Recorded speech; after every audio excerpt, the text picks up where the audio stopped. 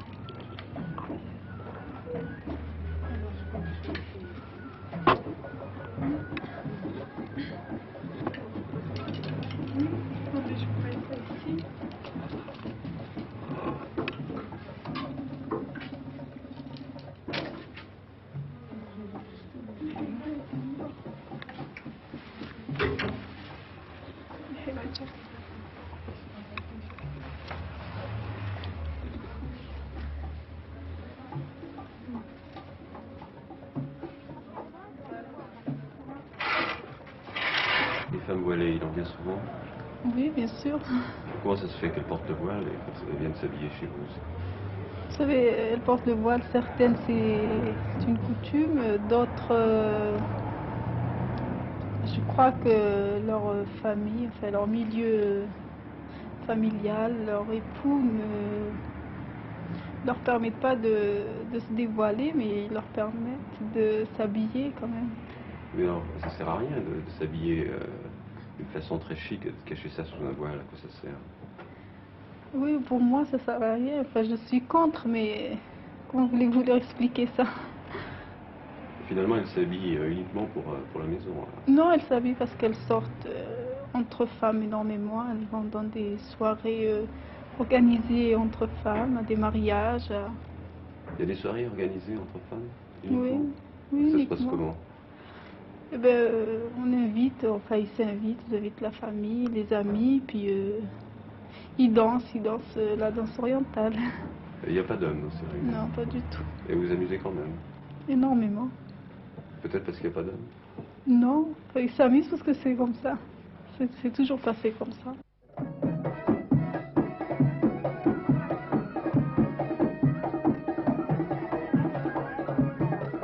Les hommes s'amusent entre eux. Fadela Mrabek, ancienne militante FLN, a écrit 2 livres pour dénoncer la condition de la femme en Algérie. Alors pourquoi vous avez écrit ces livres? Eh bien, pour dire la situation scandaleuse qui est faite à la femme dans un pays qui se dit socialiste. Par exemple, je vais vous donner un exemple bien précis. l'article 18 du projet de Code de la famille, qui dit que la femme, même majeure, a besoin d'un tuteur pour se marier.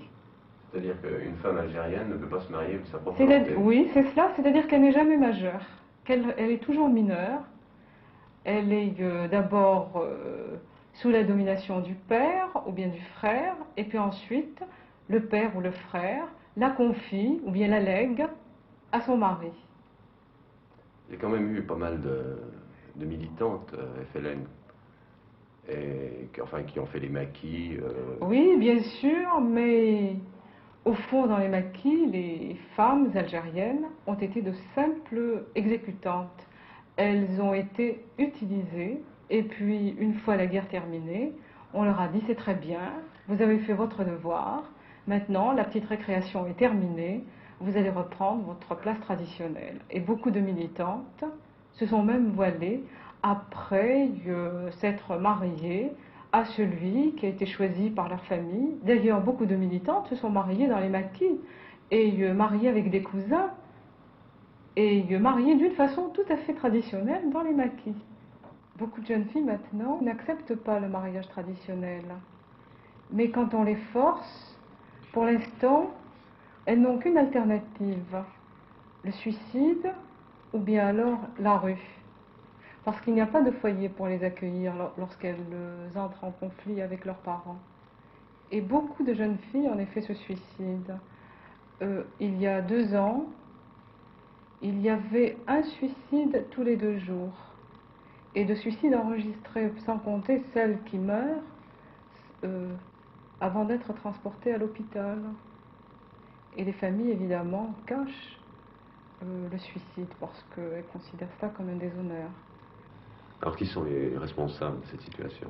Ce sont les hommes, bien sûr, puisque ce sont eux qui font les lois, et les lois sont faites par eux et pour eux, malheureusement, bien sûr.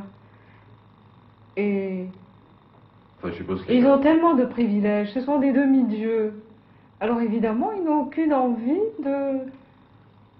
d'émanciper la femme. Mais seulement la femme, étant donné qu'elle a lutté dans le maquis, elle doit quand même savoir que l'indépendance, ça s'arrache, qu'elle ne s'offre pas.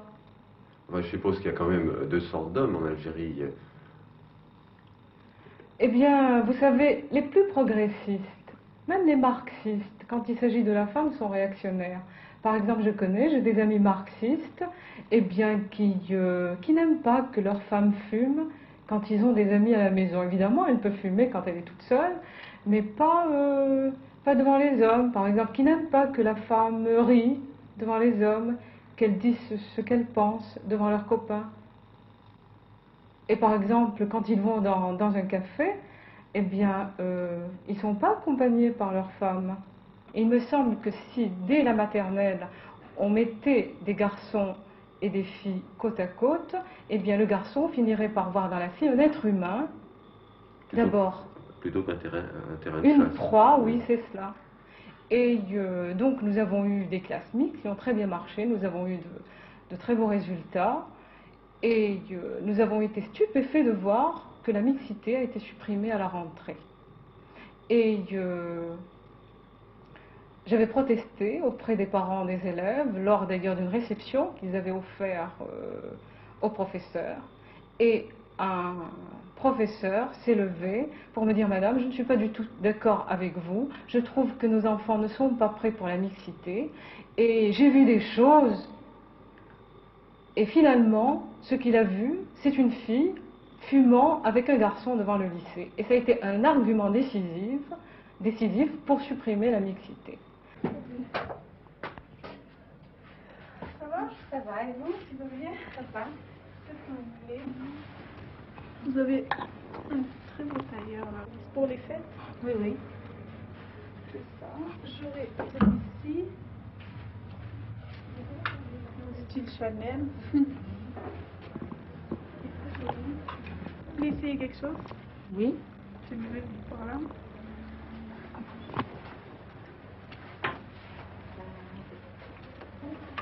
Votre manteau, Si votre mari arrivait maintenant, pendant qu'on vous interviewe, qu'est-ce qui se passerait? Il ne verra pas. Pardon? Il ne voudra pas. Il ne voudrait pas? Non. Pourquoi? Parce qu'il est jaloux. Il est jaloux et vous laisse sortir comme ça? Oui, oui. Alors, c'est une torture permanente? Ça dépend.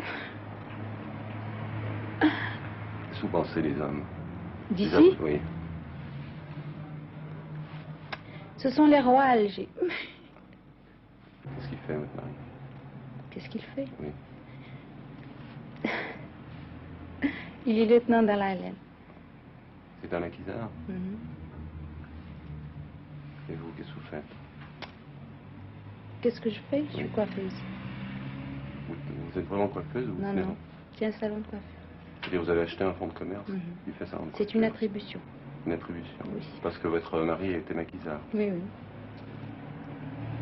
Et quand vous regardez ce qui se passe maintenant, est-ce que vous trouvez que pour la femme algérienne, il y a un progrès depuis la Révolution, depuis l'indépendance? Sur le plan personnel, je ne parle pas sur le plan politique, je parle sur le plan personnel. Oh oui, oui, oui.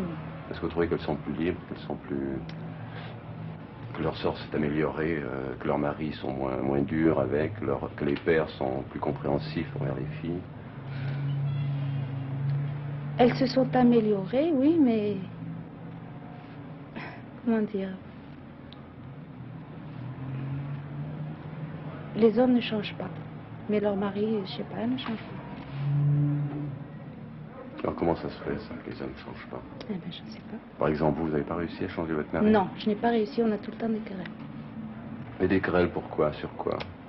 Par exemple? Pour s'habiller, Il pour veut sortir. Par exemple, il veut pas que vous portiez le mini-jupe? Non, pour ça, il dit rien. Alors pourquoi, alors?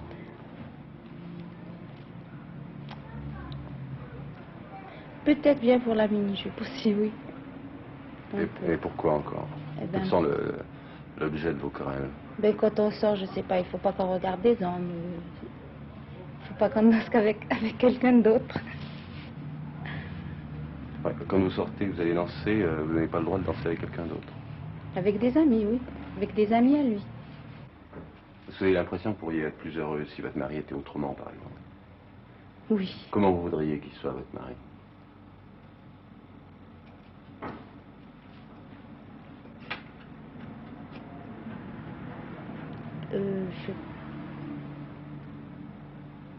Je sais pas. Qu'il soit moins, plus... Plus, je sais pas. Ça vous arrive de porter le voile? Pas souvent, mais ça m'arrive. Pourquoi vous portez le voile? Je porte le voile quand je vais, par exemple, chez de la famille, des grands-parents qui habitent à la Casbah ou des grands-parents que je respecte parce que pour eux c'est un respect de porter le voile. Qu'est-ce que pensent les gens de vous dans la rue? Par exemple, quand ils vous voient passer en mini-jupe ou en jupe-culotte?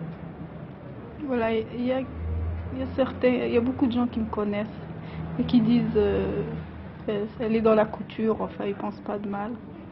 Oui, ils disent c'est une artiste. Oui, ils disent Mais ceux qui vous connaissent pas et qui vous voient ceux comme qui me ça dans la connaissent rue, pas, je sais pas, est-ce qu'ils vous font des réflexions? oui, Oui. ça arrive. Est-ce que vous faites draguer quand vous vous baladez comme ça dans Oui, la rue? ça. Oui. Énormément.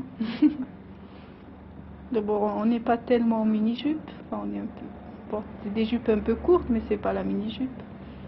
Parce que la mini-jupe, la vraie, est interdite et on la porte pas du tout. La jupe-culotte, vous pouvez la porter. Oui. Par exemple, celle que vous avez ce soir. Oui, ça vous arrive de sortir avec? Oui, oui, mais pas très loin. Pas très loin? Non. Au magasin, puis, enfin, je sais pas, à 20 mètres, 100 mètres.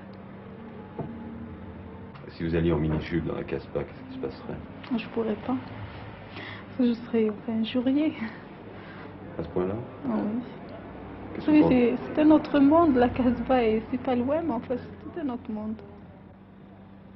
Et vous, quand on vous voit comme ça, vous avez un grand magasin, finalement vous êtes très évolué, vous avez une vie exceptionnelle, mais vous avez l'air quand même toute triste, vous avez l'air un peu paumé, non? Je sais pas, peut-être. Peut-être. Oui, enfin. Oui, parce que j'ai l'habitude de. J'ai connu d'autres gens, d'autres mondes. Et maintenant, est-ce que vous êtes déçu par Alger? Je suis pas déçue, ou je suis déçue en même temps, mais seulement je suis obligée de me mettre, je suis obligée d'être comme... Je suis pas obligée, mais que voulez-vous que je fasse? Vous vous soumettez. Je me soumets pas, mais ce que je fais, c'est pas me soumettre, de toute façon. Qu'est-ce que vous pensez des hommes, des Algérois, Sur quel domaine? Ce que je pense, je sais. par rapport aux femmes, par rapport à vous? Moi, je pense que la femme est beaucoup plus évoluée que l'homme, qu'elle est beaucoup plus avancée. L'homme restait toujours avec ses principes, sa jalousie. C'est pas un homme libre. Mais c'est pas un homme libre, mais en fait, c'est vous qui n'êtes pas libre. Si, mais nous, on est libre, mais que voulez-vous qu'on fasse? Vous êtes marié.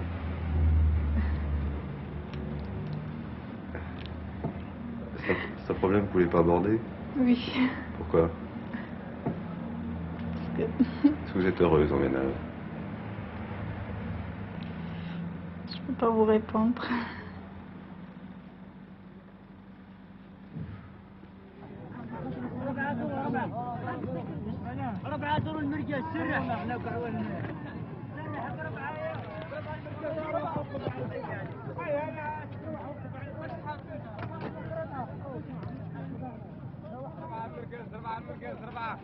Sous les arcades de la rue Babazoun.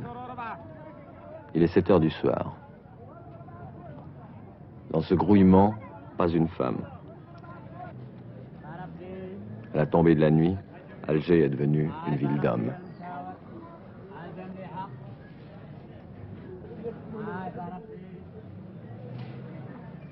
Alors vous voyez comment, vous, l'avenir des femmes ici?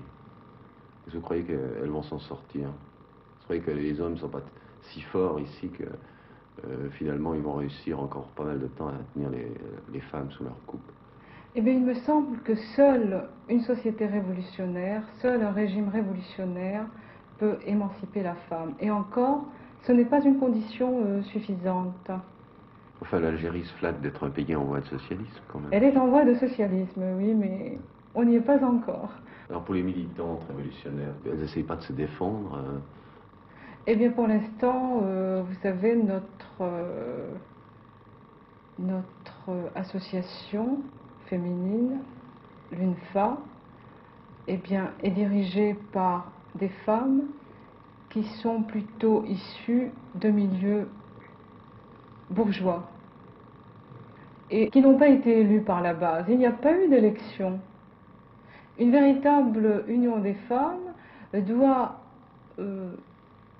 être dirigée par des travailleuses avant tout. Parce que ce sont elles qui connaissent les réalités de la condition de la femme. Elles prennent très peu d'initiatives personnelles. Elles sont désignées par le parti qui les dirige, qui les contrôle. Elles sont donc le reflet du parti.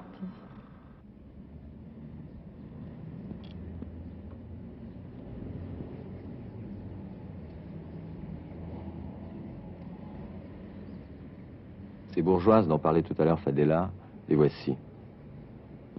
Le comité exécutif de l'Union nationale des femmes algériennes se promène dans les jardins de la Villa Jolie. Le parti les a logées dans l'ancienne résidence de Ben Bella. 4 hommes veillent en permanence sur leur tranquillité. Mais la secrétaire générale de l'UNFA, Madame Chedtouf, n'élude pas les problèmes. Les femmes, ce qu'elles nous réclament en premier lieu, c'est du travail. C'est le problème, la préoccupation première.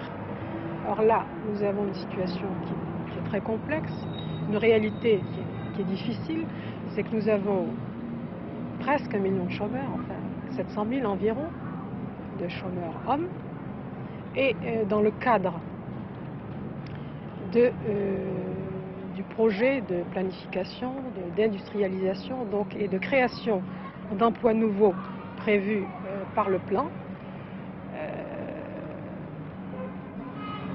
il y a très peu de choses de prévues pour les femmes. Évidemment, on dit qu'il faut d'abord donner du travail aux hommes, n'est-ce pas, ce sont les chefs de famille.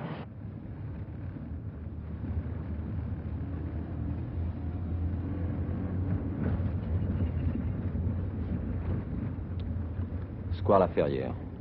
Cette jeune femme, c'est Fatima Hamani. C'est une ancienne militante du FLN qui a été 2 fois en prison sous Ben Bella.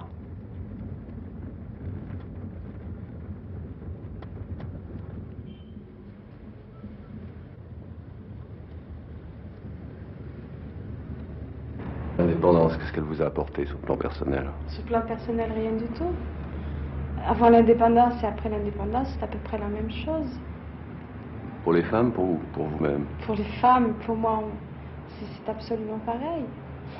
Pour moi, ça n'a strictement rien apporté, pour les femmes en général non plus, si ce n'est qu'on a fait des grands discours, qu'on a déclaré l'égalité de l'homme et de la femme, mais que dans les faits, il n'en est rien, c'est tout. C'est très simple, mais c'est normal, puisque les structures sociales ne peuvent pas être changées ni en 1 an, ni en 5 ans, ni dans 10 ans, à moins d'une véritable révolution. Les structures sociales, étant donné qu'elles sont les mêmes, il n'a absolument rien changé dans les rapports entre les hommes et les femmes. Alors là, vous avez quitté vos parents, vous avez quitté votre père. Oui, j'avais fait une dépression nerveuse l'année dernière, évidemment, à cause justement des conditions assez particulières qui conditionnent notre vie, et mes nerfs ont craqué, comme des tas de filles d'ailleurs. Moi, ça n'a pas été tellement grave, je n'ai eu qu'1 mois d'hôpital, d'autres en sont mortes, moi je suis vivante. Et cette année, mes parents évidemment étaient très catastrophés par la déficience de ma santé. Mais ça, ces dépressions nerveuses qui sont assez fréquentes à Alger, c'est uniquement, sont provoquées par les rapports tendus qui existent entre les pères et les filles. Oui, absolument, non seulement avec les pères et les filles, mais avec la société et les femmes. Il y a une société en quelque sorte méfiante et hostile envers les femmes, c'est tout. Et le fait que dans la rue on voit fort peu de femmes, elles se sentent exclues en quelque sorte du public et de la société. Elles ne sont que supportées, c'est tout, on les supporte, c'est tout. Et les filles qui sortent comme ça, eh bien, elles ressentent évidemment le contre-coup de toute cette atmosphère. Et ça ne se produit pas seulement pour les femmes, aussi pour les hommes. C'est toute une ambiance, c'est tout un conditionnement social, et les structures sociales sont tellement rigides et ne sont pas encore adaptées à l'évolution qui est en train de se faire, que les gens qui ont évolué, que les gens qui réagissent autrement que leurs grands-pères ou leurs arrière-grands-pères, se trouvent eux aussi malmenés en quelque sorte par tout ce conditionnement, toute cette atmosphère, et ça les oppresse, et c'est pourquoi des tas de gens vont en vacances à l'étranger, en Suède et ailleurs, que les hommes recherchent à accompagner des petites Suédoises ou des petites Anglaises, parce que c'est très difficile, il n'y a pas de communication entre les hommes et les femmes en Algérie. Il n'y a pas de dialogue, il y a un monologue de part et d'autre. Nous, les femmes, on reproche des tas de choses aux hommes, et les hommes aussi, il faut les écouter. Et ils n'ont pas tout à fait tort, et les hommes aussi reprochent des choses aux femmes.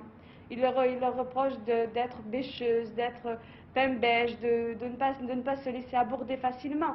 Et si une femme se laisse aborder facilement, tout de suite, elle est cataloguée, tout de suite on dit du mal d'elle, tout de suite on dit que c'est une fille facile. Alors, ce qui fait qu'il y a un quiproquo entre les hommes et les femmes en Algérie. Enfin, je parle des jeunes, hein, je parle des jeunes. Comment vous expliquez que votre père, qui a été un militant FLN et un militant communiste, ait par rapport à vous ces idées? Ça s'explique que pour lui, l'engagement politique et l'éducation de sa fille, ça fait 2 choses différentes. Que lui ait milité, c'est d'accord, c'est un fait acquis, mais il ne voudrait pas que moi, j'ai autre chose qu'une vocation exclusivement féminine, c'est-à-dire de me marier et d'avoir des enfants. Je crois que c'est le rêve de tous les pères. Enfin, c'est un rêve égoïste, il cherche à se rassurer et à ne pas avoir de problème avec moi, c'est tout. Mais le fait qu'il m'ait politisé lorsque j'étais toute petite, je me souviens que depuis l'âge de 11 ans, mon père m'a toujours parlé de politique, m'a toujours inculqué un esprit nationaliste. Qu'est-ce qu'il a dit quand vous avez été en prison? Et il a très bien réagi. D'abord, il était très fier de moi, parce qu'il ne pensait pas que j'irais si loin. D'ailleurs, je vais trop loin pour lui, parce que, et en définitive, ça pose des problèmes. Mais lorsque je suis sortie, il m'a dit, bon, très bien, tu as été en prison, mais c'est terminé, hein, il ne faut plus faire de politique. J'ai dit, oui, papa, puis je n'avais pas moins continué. Ben, c'est comme ça. Mais il a été très bien la première fois, mais la seconde fois, il a trouvé que la plaisanterie durait un petit peu trop longtemps. Alors maintenant, il voudrait vous voir caser. C'est son grand rêve, parce que chez nous, une fille à 24 ans qui n'est pas mariée, c'est scandaleux. C'est une vieille fille. Alors, c'est très drôle, parce que mon père, depuis que j'ai 16, 17 ans, 18 ans, aurait souhaité me marier à un militant, ou bien quelqu'un de ses amis, ou bien le fils d'un ami, ou bien un cousin, ou bien quelqu'un comme ça, qu'il m'aurait présenté auparavant. Et finalement, il m'a présenté des tas de gens, mais j'ai toujours refusé, ne serait-ce que par le principe. Alors, il vous présente des jeunes hommes ou il vous parle simplement des jeunes Non, hommes? c'est beaucoup plus compliqué que ça, parce que mon père ne peut pas se permettre de me présenter quelqu'un. Ça ne se fait pas chez nous. Alors, il y a des tas de négociations par l'intermédiaire de ma mère, et on me propose telle ou telle personne que j'ai pu rencontrer ailleurs, chez des amis ou bien. Alors, on me demande mon avis, on me demande ma réponse, mais par l'intermédiaire de ma mère. Alors moi, je dis ce que je pense à ma mère, qui, elle, le répète à mon père. Mais jamais ça ne se fait directement, parce que ça ne se fait pas, on ne parle pas de ces choses-là avec nos parents. Mais enfin, pour vous, finalement, ça va être changer de prison si vous vous mariez. Là, vous quittez Absolument pas, je ne veux pas me marier pour me marier, je ne veux pas me marier pour l'acte, je veux me marier avec quelqu'un de bien, avec un garçon intéressant. D'ailleurs, j'ai des critères très précis, et je veux avant tout que ce soit quelqu'un avec qui je puisse établir un dialogue, qui ait mes idées politiques, qui ait mes idées humaines, etc., qui ait les mêmes conceptions que moi. Et je ne pense pas qu'il y ait une prison, je crois que la liberté, et ça peut être aussi la liberté à deux. Oh, j'ai des conceptions très particulières du mariage. Je ne pense pas que j'arriverai à trouver un mari qui corresponde à tous ces critères. Mais plutôt que de vivre avec quelqu'un, de faire des concessions qui seraient contre mes principes, je ne parle pas de petites concessions matérielles, ça n'a rien à voir. Je parle de concessions de principes, de concessions philosophiques, qui n'est pas mes vues, les mêmes vues que moi, les mêmes positions que moi. Je n'accepterai pas, je divorcerai au bout de 15 jours. Vous croyez que vous trouverez à Alger un mari comme ça? Bien sûr, je trouverai. Je ne désespère pas. J'ai énormément confiance et je sais que j'arriverai à trouver le garçon avec lequel je pense je vais pouvoir rester toute ma vie. Et avoir des enfants et les élever et en faire des militants, des révolutionnaires. Ça semble bizarre de dire ça dans un fauteuil comme ça, mais le fait est, c'est que je veux avoir des enfants pour en faire des révolutionnaires. Vous trouvez que les Algériens ne sont pas révolutionnaires? Ah, j'ai pas dit ça, hein. Ne me faites pas dire ce que je n'ai pas dit. Non, j'ai pas dit ça. Les Algériens ont été révolutionnaires. En ce moment, ils s'en foutent. Il y a eu des Algériens révolutionnaires, la plupart sont morts au maquis. Ceux qui restent, voilà. C'est tout. Les vrais révolutionnaires sont morts. Alors ceux qui restent, qu'est-ce qu'ils sont? Ceux qui restent, ça les regarde ce qu'ils sont. Moi, je ne sais pas ce qu'ils sont. Je n'ai pas à juger. D'ailleurs, je crois que c'est très difficile dans le contexte actuel de...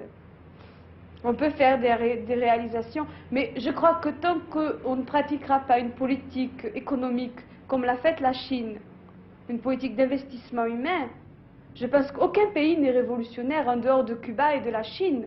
Évidemment, si on fait du réformisme, on ne peut pas être révolutionnaire.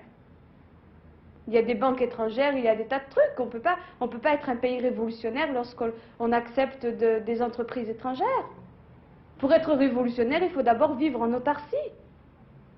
Et vous croyez que l'Algérie pourrait vivre en autarcie? Mais absolument. Absolument. Alors comment expliquez-vous qu'elle ne le fait pas? Pourquoi elle ne le fait pas? Parce que préfère la facilité.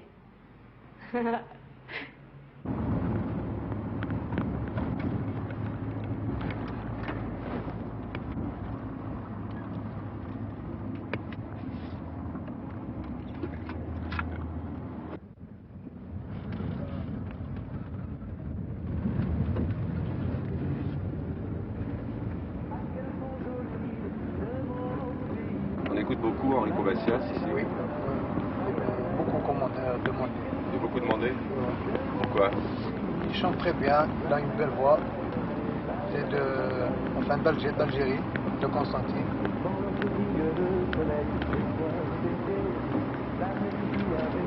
Là, la chanson qui chante en ce moment, là, les filles de mon pays, vous trouvez que ça correspond un peu aux filles de votre pays, cette chanson?